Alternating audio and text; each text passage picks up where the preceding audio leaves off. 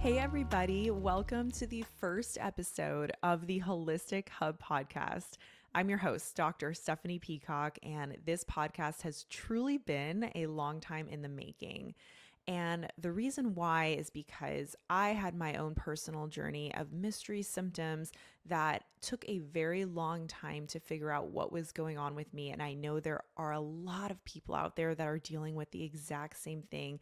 And this is truly my why. I know that a lot of people get into the health and wellness space because their goal is to reach people that were struggling with something that they also had gone through as well. And that truly is the reason why I created this podcast, was to reach more people, to talk about mold toxicity, mast cell activation syndrome, and chronic digestive symptoms, including SIBO and SIFO. An often overlooked piece with chronic illness is that there's actually multiple moving pieces.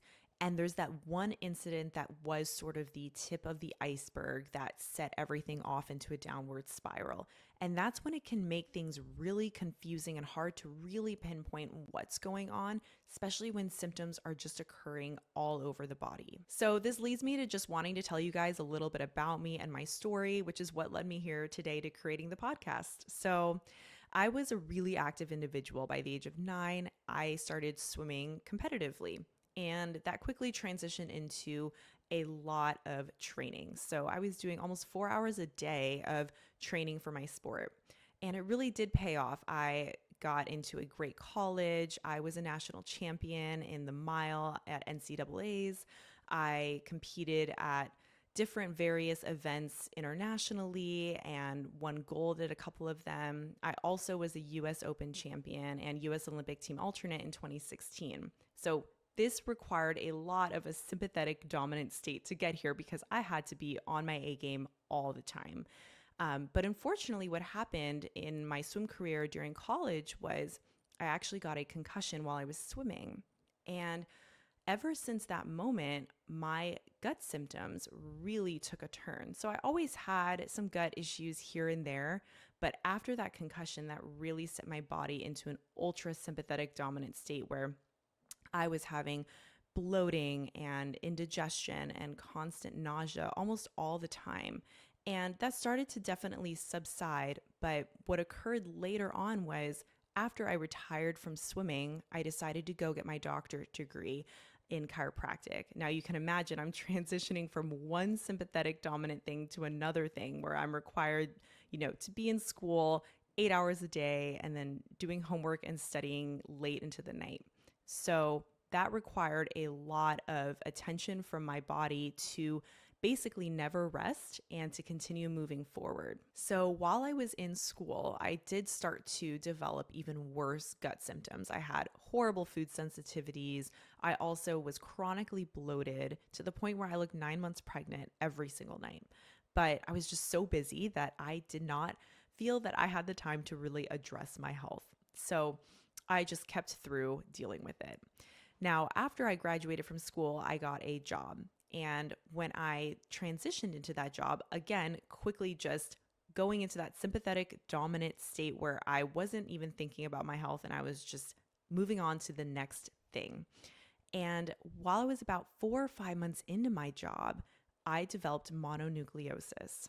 And that's where things really did start to take a turn for me. I really started to develop some strange symptoms that no one seemed to be able to tell me what was going on with my body. I was having internal tremors. So every night I would fall asleep, I would feel like I was in an earthquake. I was having horrible hives that reacted to heat, so I couldn't take a hot shower. I would also have these horrible headaches that I never had before, and they were ice pick headaches that occurred on one part of my skull.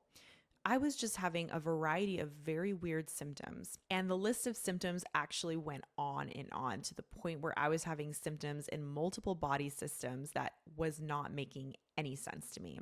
So I actually went to see different practitioners and no one could figure out what was going on with me. We could figure one little piece out or another little piece out, but nothing seemed to really connect the dots.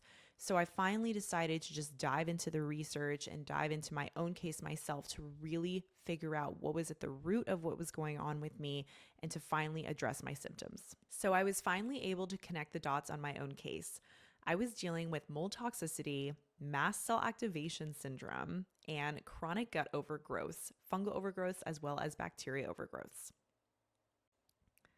So what can often happen is when our immune systems are weakened to the point where they're unable to fight off anything that had been harboring inside us or that we are currently getting exposed to, then those can start to come out of the woodwork, so to speak. So for myself, it was Epstein-Barr virus that weakened my immune system to allow mold that I had been exposed to previously to come out of the woodwork, so to speak.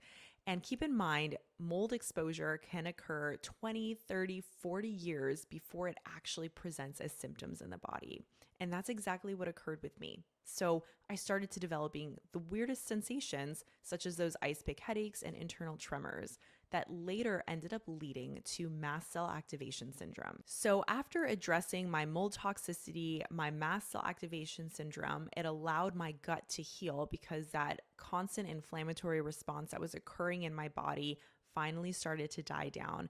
And this is what led me to starting my functional wellness consulting practice, where I work with clients all over with very similar cases. And to, of course, end up starting this podcast to reach more people out there to be able to connect the dots in their own mystery illness symptoms. So I'm going to be bringing on experts in mold toxicity, mast cell activation syndrome, and chronic digestive symptoms such as SIBO and SIFO to be able to shed light on these different topics and to help somebody out there with their own symptoms. Thank you everybody for listening and allowing me to share my story with you. I hope this reached somebody out there today. And I'm so excited to also bring on my very first podcast guest soon.